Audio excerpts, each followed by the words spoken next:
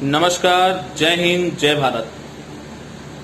मैं अरविंद कुमार केसरवानी, भारतीय अखिल भारतीय परिवार पार्टी प्रदेश उपाध्यक्ष एवं लोकसभा प्रभारी फूलपुर, आप सभी दर्शकों का YouTube के माध्यम से बहुत बहुत स्वागत करता हूं। आप सब सकुशल होंगे, मैं ऐसी कामना और आप सभी से उम्मीद करता हूं।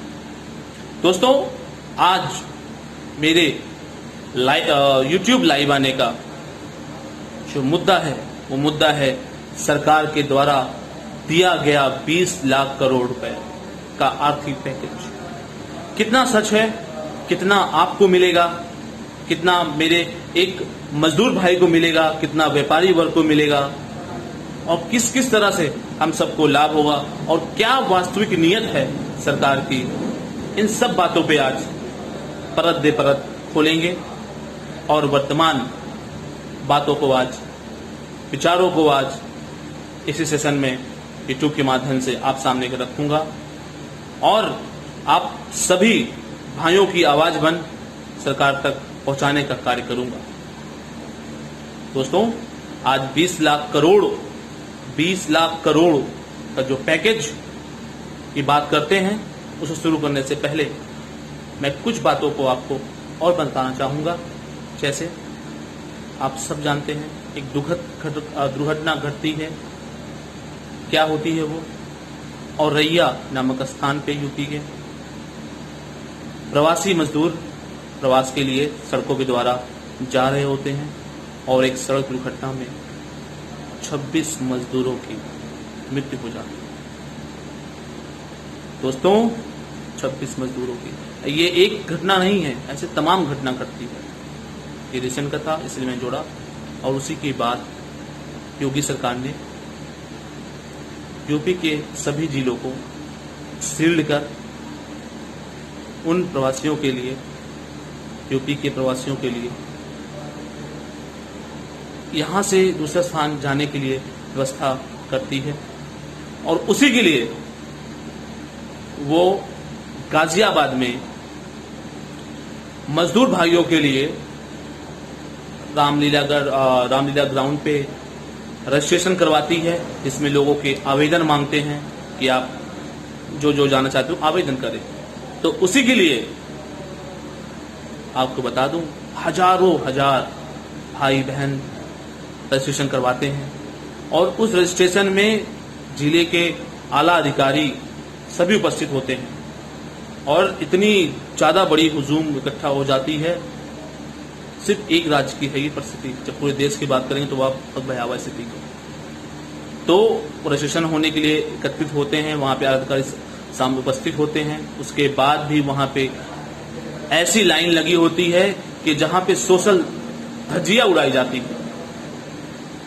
ऐसी स्थिति में आप घर भेजने से तो भेज रहे हैं साहब, मगर अगर उनमें से अगर एक भी संक्रमित होगा तो बाकी लोगों के संक्रमित होने के चांसेस कितने बढ़ जाएंगे। अगर ये काम करना तो आपने पहले क्यों नहीं किया? अगर ये काम अभी भी करना है तो इस व्यवस्था में क्यों? इतनी बड़ी हुजूम, व्यवस्था आपकी बिल्कुल छोटी। साहब कैसे? मतलब सरकार के पास कोई प्लान है ही नहीं है, कोई मनसा ही नहीं है। चलिए, उन्होंने योगी सरकार ने अच्छा कार्य किया, मैं इसके लिए योगी सरकार की प्रशंसा करता हूं, मगर एक हमें प्लान जरूरत है। हम इसी कड़ी में आगे बात करते हैं। वहां सोशल डिस्टेंसिंग की धज्जियां उड़ाई जाती हैं। दोस्तों, जो ये प्रवास हो रहा है,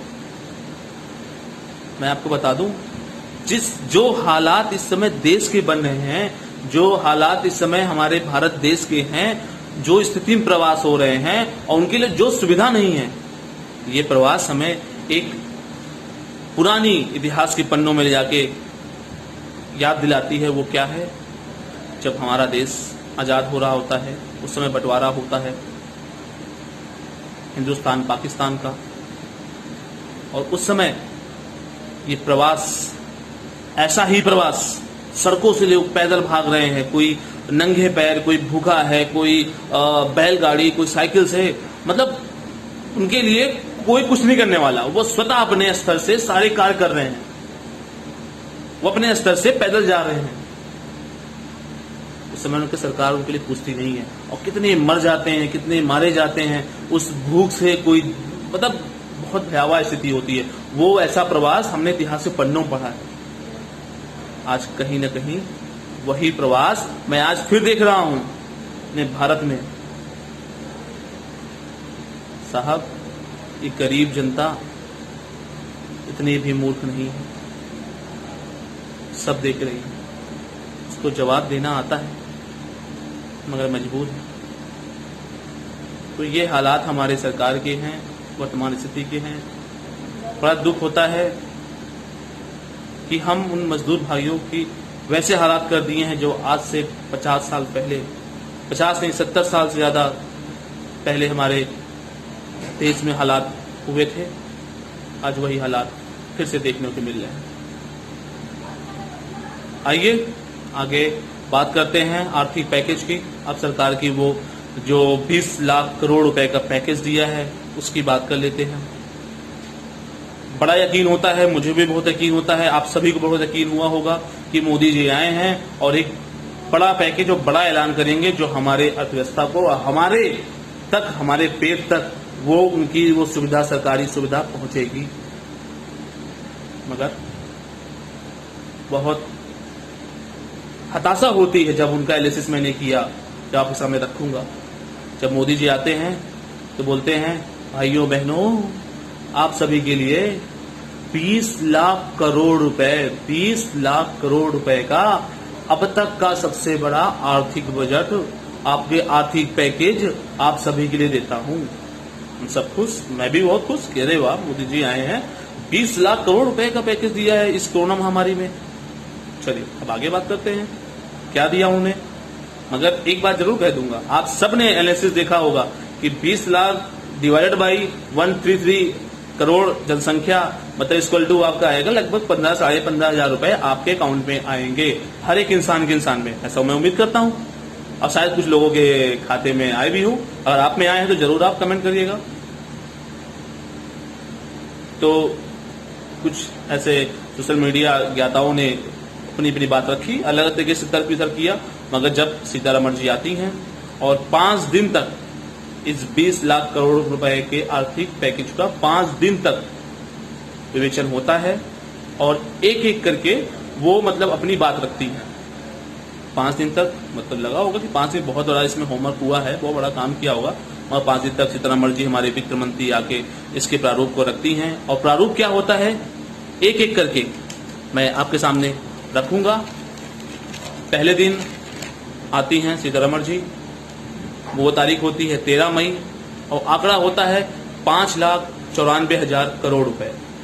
फिर दूसरे दिन सीतारमण जी आती हैं और 14 मई को अपनी बात रखती हैं 3,10,000 करोड़ रुपए का। तीसरे दिन 15 मई 1.5 लाख करोड़ रुपए का आर्थिक पैकेज देती हैं।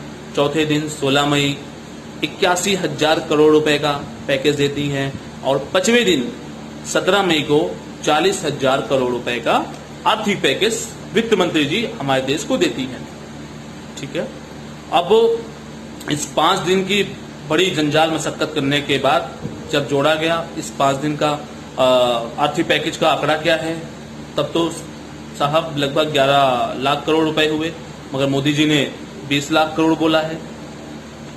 अब फिर सोचा गया आगे कहाँ छूट गया, क्या छूटा, तो फिर बताते हैं आगे नोटिफिकेशन या फिर जानकारी देते हैं कि आपका 1.7 मतलब 1,70,000 करोड़ रुपए और साथ ही साथ 22,000 करोड़ रुपए वो 26 मार्च को अनाउंसमेंट कर चुकी होती हैं। मतलब अगर उसको भी जोड़ दें साहब तो कितना होता है, लगभग 13 लाख करोड़ रुपए। चलिए ठीक है, मोदी ने बोला 20 लाख करोड़ रुपए। अब ये फिर 7 लाख गैप बचता है। तो बाद में फिर एक जानकारी दी जाती है कि इसमें से 8 लाख करोड़ रुपए आरबीआई के द्वारा लिक्विडिटी बढ़ाने के लिए दिया जाता है अर्थव्यवस्था में। किसके द्वारा? आरबीआई के द्वारा। अब तो ये 13 और 7 21 हो गया, मोदी जी ने बोला 20, फिर गड़बड़। तो दोस्तों मोदी जी ऐसे ही आते हैं और बोलेंगे भाइयों और बहनों आज 8 बजे से ये बंद हो जाएगा। भाई और बहनों, आज 8 बजे के बाद ये लॉकडाउन हो जाएगा। तो उनकी ऐसे ही एक इमेज है या ऐसे ही कार्य करते हैं, अपने शायद टीम के साथ ना प्रारूप तैयार कर आके बस घोषणा दे देते हैं। बाद में जब घोषणा हुई, टेक्नोलॉजी ने दिया, तो लगभग 21 लाख करोड़ रुपए का पूरा आर्थिक पैकेज होता है। मगर मोदी जी ने यहाँ पे तो 20 लाख बोला है, तो कहीं ना कहीं मोदी जी ने उसका होमवर्क नहीं किया, या फिर उनकी टीम के होमवर्क से उनको बताया नहीं गया, या फिर अपने आप ही आगे बोल गए। मैं तो जैसा जानता हूं कि मोदी जी ऐसे नेता हैं, अगर 20 लाख 80,000 70,000 करोड़ भी होता है तो वो 21 लाख बोल के जाएंगे, 21 लाख करोड़ रुपए बोल के जाएंगे, ना कि 20 लाख करोड़। तो कहीं ना कहीं एक यहाँ से ये भी क्वेश्चन उठता है कि शायद मोदी जी का अपनी टीम के साथ होमवर्क या फिर कोलैबोरेशन नहीं है। खैर, इसको भी मानते हैं, साहब हो गई गलती। अब आगे चलते हैं कि अगर एक्चुअल में हमें और आपको कितना पैसा मिलता है, इतने पैसे की सरकार इतने पैसे दे रही है और हमें कितने पैसे मिल रहे हैं, इन सब बातों को डिस्कस करते हैं, बात करते हैं, अपनी बात रखते हैं। वो क्या है कि आरबीआई ने कोरोना संकट के दौरान 8 लाख करोड़ रुपए लिक्विडिटी बढ़ाने के लिए, अब वो अलग अलग माध्यम हो सकते हैं, वो अलग अलग माध्यम से आरबीआई द्वारा पैसे दिए जाते हैं, रिपो रेट घटाए जाते हैं और उसमें ब्याज दर कुछ कम किए जाते हैं, मतलब इस इत्यादि तरीके से आरबीआई लिक्विडिटी बढ़ाने के लिए अर्थव्यवस्था में ये योगदान देती है। अब साहब, ये जो आरबीआई 8 लाख करोड़ रुपए का देती है पैकेज बना के बजट में, वो कितना पैसा आएगा, कब तक आएगा और कितना हमें मिलेगा, इस सारे गर्त के भविष्य के गर्त में विद्यमान है और एक अनुमान ही लगा सकते हैं कि कितना आएगा। मगर अब बात यहां पे आती है कि जो इस आर्थिक पैकेज को दिया गया किस रूप में, इसमें अगर क्रक्स क्या निकलता है, क्रक्स अगर देखें तो इसमें निकलता है कि बैंकों से लोन लिया जाए। मैं आपको बता दूं, बैंकों से लोन लिया जाए। आप बैंक से लोन कब लेंगे? जब आपका धंधा चल रहा होगा, जब आपकी दुकानदारी ठीक हो रही होगी या आपकी डिमांड बढ़ रही होगी, तब आप लोन लेंगे, या फिर जब आपकी सारी चीज चौपट है, अब आप खुद माइनस में है, आपका धंधा नहीं चल रहा है, तो जाके लोन लेके अपने और कर्ज को बढ़ाएंगे। हमारी गणित तो यही कहती है, लोन तब लेंगे जब वहां धंधा चल रहा है। मगर सरकार को यहाँ जुमलेबाजी करना है, सरकार को जुमलेबाजी रखनी है अपनी, उसने वही बात रखी और उसने लोन देने को प्रमोट किया कि आप लोन लीजिए। तो मैं आपको बता दूं, लोन तभी लिया जाता है कि जब धंधा बढ़ाना हो, मगर अभी वर्तमान स्थिति में सारे धंधे ठप हैं, अर्थव्यवस्था पूरी ठप है और साहब और जोखिम नहीं उठाने के लिए हम आप लोन नहीं लेंगे, ये सच्चाई है। तो ये जो दिया गया पूरी तरह से जुमलेबाजी है। अब बात करते हैं दूसरे इसके एस्पेक्ट पे। एमएसएमई जो कार्य करता है अनेकों अनेक रूप में लोगों तक पैसे पहुंचाने का कार्य करता है, लोन के माध्यम से उनका पुनः धंधे को बढ़ाने के लिए या फिर नए धंधे शुरू करने के लिए किसी अलग अलग प्रोजेक्ट के रूप में वो एमएसएमई के माध्यम से लगभग इस प्रोजेक्ट में 11.5 लाख करोड़ रुपए का आवंटन रखा गया। वो भी लोन है और आपको ये पता है, अगर एमएसएमई लोन देगी तो किसी बैंकों के थ्रू देगी, आरबीआई लोन देगी तो आरबीआई लोन देगी। इसमें सरकार क्या जा रहा है? सरकार का इसमें 1 रुपए भी नहीं गया। 8 लाख करोड़ रुपए और 11.5 लाख करोड़ रुपए दोनों मिलाते हैं तो लगभग आपका होता है, आपका करते हैं अब 19.5 लाख करोड़ रुपए ये हो गए।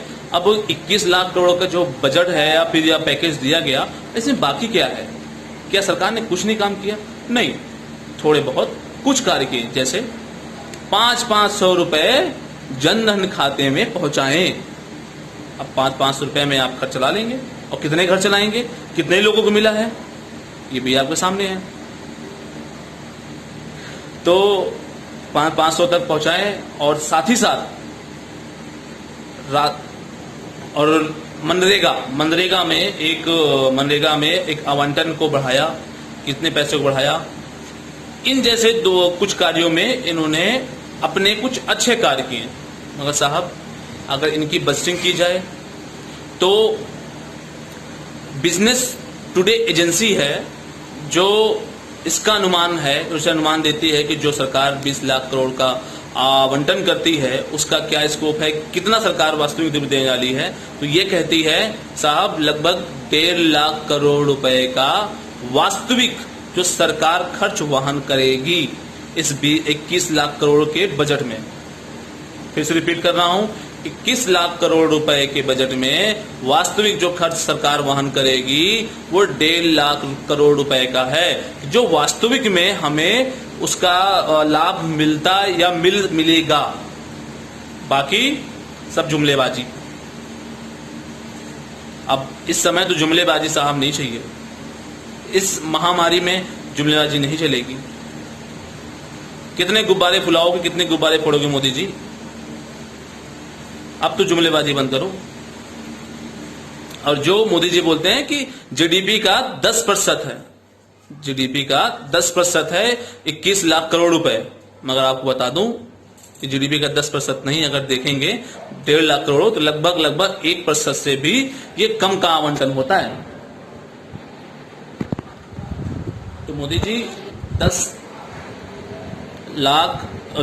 10% जो ना होके 1% वास्तविक है, मगर इन जुमलों की जरूरत नहीं है। जो वास्तविक में जरूरत क्या है, किस चीज की है? हमें जरूरत है कि देश में लाखों लोग बेरोजगार हो गए, देश के हर 4 में से 1 इंसान बेरोजगार है, लाखों लोग के रोजगार छीन चुके हैं, शहर से घर जो लौट रहे हैं प्रवासी, उनको भूख की दिक्कत है। ये वास्तविक दिक्कत है, उनको कैसे पेट भरा जाए। जो शहर से गांव आ रहे हैं वो अपना कैसे पेट भरेंगे, ये वास्तविक दिक्कत है। इसके अलावा तमाम व्यापारी वर्ग की दिक्कत, व्यापारी का पूरा इस समय धंधा चौपट हो गया है, बिजनेस नहीं है, वो दिक्कत है।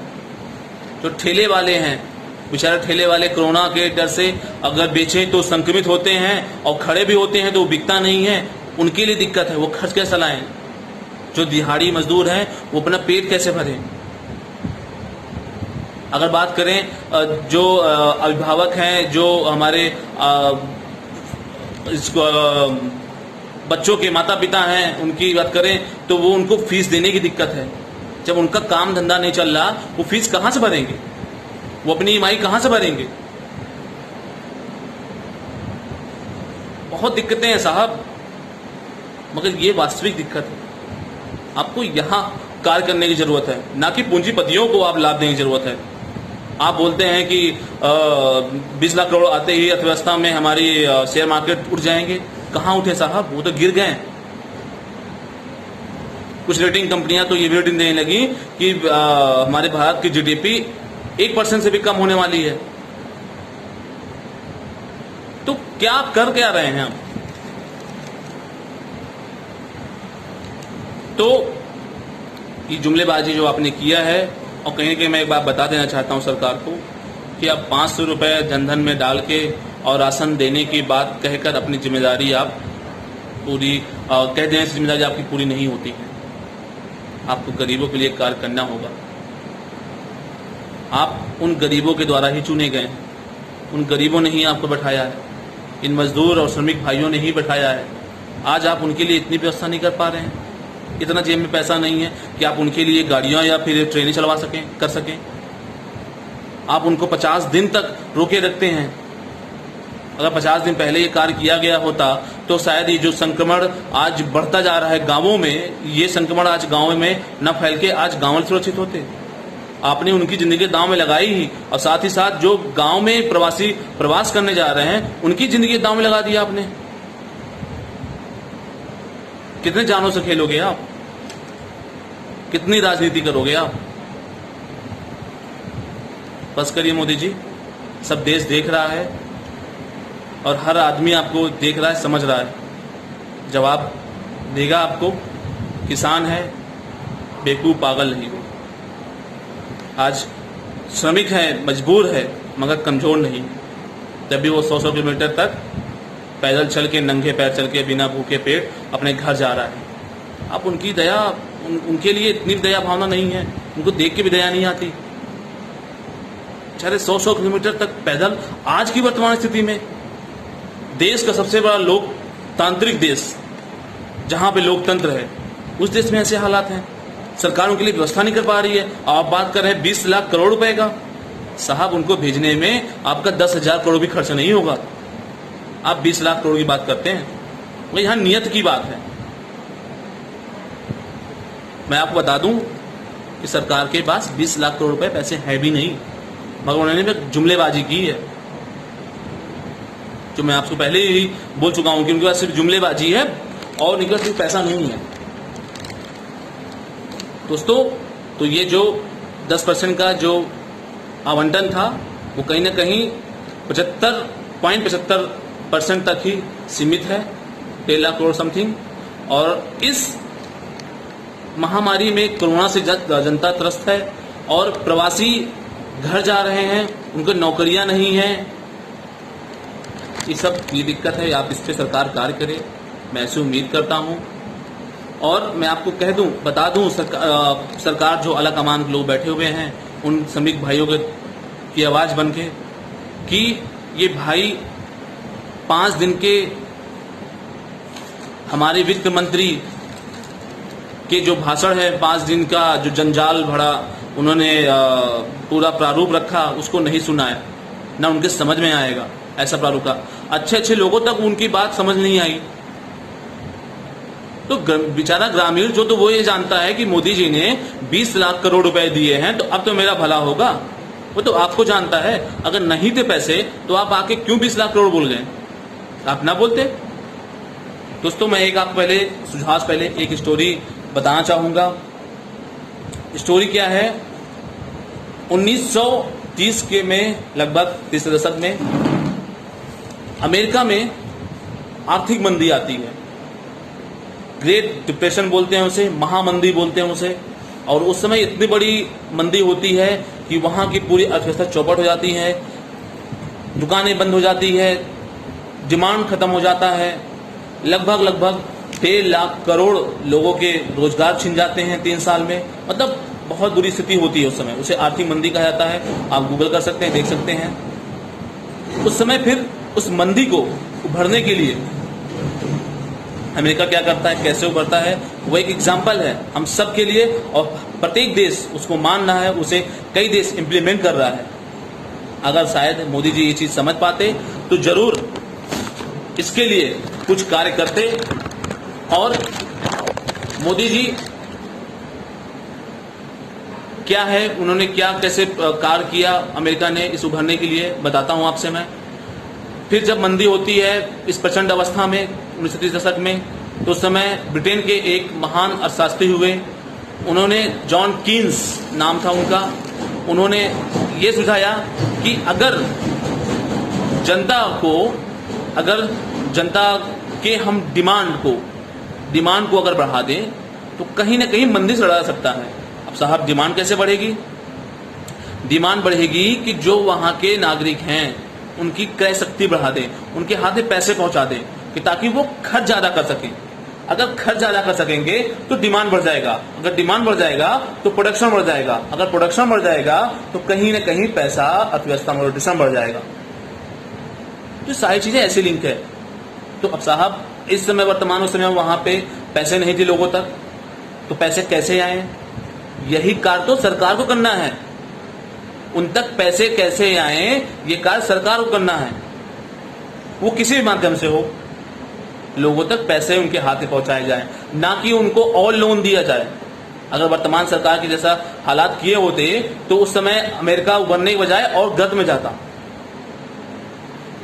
मगर वहां के राष्ट्रपति ने उन्हें इनके इस विचार को माना और ये कार्य किए। और 1939 में 39 में इस आर्थिक महामंदी से अमेरिका निकलता है। और इसी फॉर्मूले को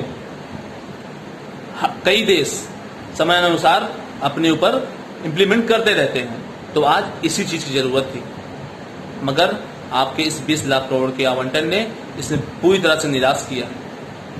इसका कहीं जिक्र ही नहीं है कि लोगों तक हाथ में पैसा कैसे आएगा। मैं आप सबसे सवाल पूछता हूं कि आपके हाथ में 1 रुपया आने वाला है किसी भी माध्यम से, और 500 रुपए किसको दे रहे हैं? कुछ लोगों को। तो ये क्वेश्चंस हैं, ये प्रॉब्लम्स हैं। तो इस पे सरकार को कार्य करना चाहिए कि हम लोगों की डिमांड कैसे बढ़ाएं।